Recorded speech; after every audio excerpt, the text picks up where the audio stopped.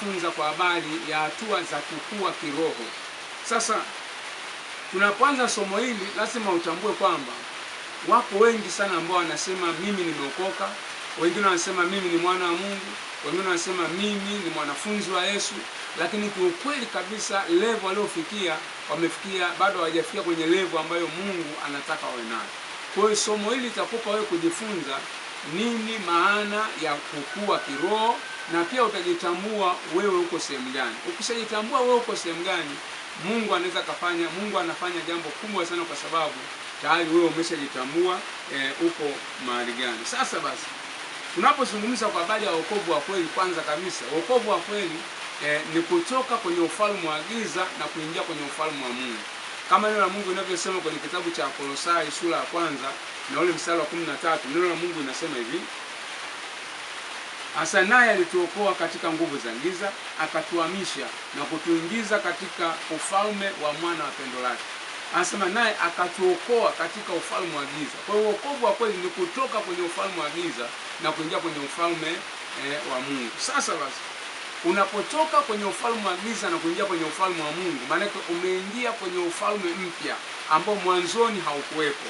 Na kama umeingia kwenye ufalme mpya, maana lazima ukue sasa kiroho. Yaani kama mtoto anapozaliwa, mategemeo ya mzazi siku zote ni kumwona yule mtoto akikua kutoka hatua fulani ya kukaa, aende kwenye hatua ya kutambaa, aende kwenye hatua ya kusimama, aende kwenye hatua ya kutembea, aende kwenye hatua ya kukimbia.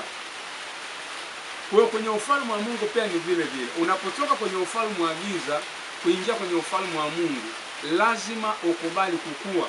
Kwa hiyo wengi wametoka kwenye ufalme wa giza na kuingia kwenye ufalme wa Mungu, lakini hawajakuwa kiroho. Yaani yuko level ambayo chochote ambacho anakihitaji kwa Mungu hawezi kukipata, kwa sababu yuko kwenye hatua ndogo sana ya kukua. Kwa hiyo lazima utambue kwamba lazima ukue kutoka kituo kimoja kwenda kituo kingine, na kitu kinachosababisha ukue ni ufahamu wa neno la Mungu.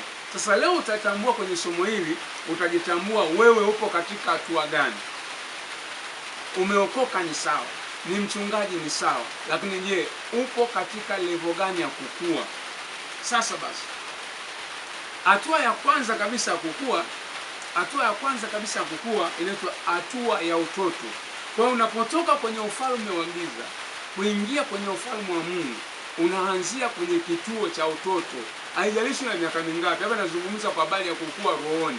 Unaweza ukaokoka na miaka 60, unapoingia kwenye ufalme wa Mungu unaanza level kabisa ile ya utoto, unakuwa ni mtoto wa Mungu. Kwenye kitabu kile cha Warumi 10 na ule mstari wa 9 nasema hivi: kwa sababu kimkiri Yesu kwa kinywa chako ya kuwa ni Bwana na kuamini moyoni mwako ya kuwa Mungu alimfufua katika wafu, utaokoka.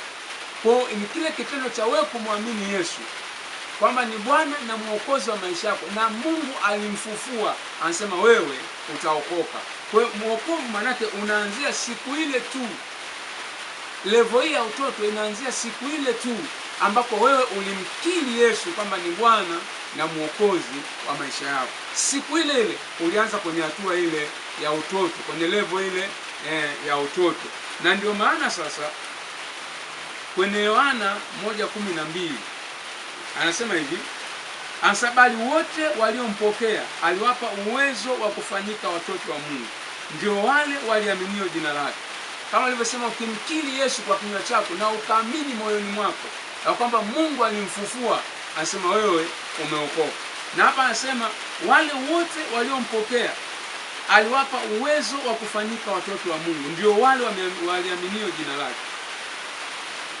Unaona? Kwa hiyo ina maana sasa unapomwamini Yesu tu wewe umefanyika kuwa mtoto wa Mungu. Kwa hiyo hii ni level ya kwanza kabisa ya kukua, level ya wewe kuwa mtoto wa Mungu. Kwa hiyo wengi sana wakuta hata hajaokoka anasema mimi ni mwana wa Mungu, mimi ni mtoto wa Mungu. Mtoto wa Mungu anafanyika saa ile ile tu anapomkubali Yesu kuwa Bwana na Mwokozi wa maisha yake, na kwamba anaamini ya kwamba Yesu alifufuka. Anasema huyo amefanyika kuwa mtoto wa Mungu, amempokea Kristo, kwa yeye amefanyika kuwa mtoto wa Mungu, amezaliwa tena mara ya pili kwa neno na kwa Roho, sio kwa mwili na damu tena. Kwa hiyo huyo ni mtoto wa Mungu.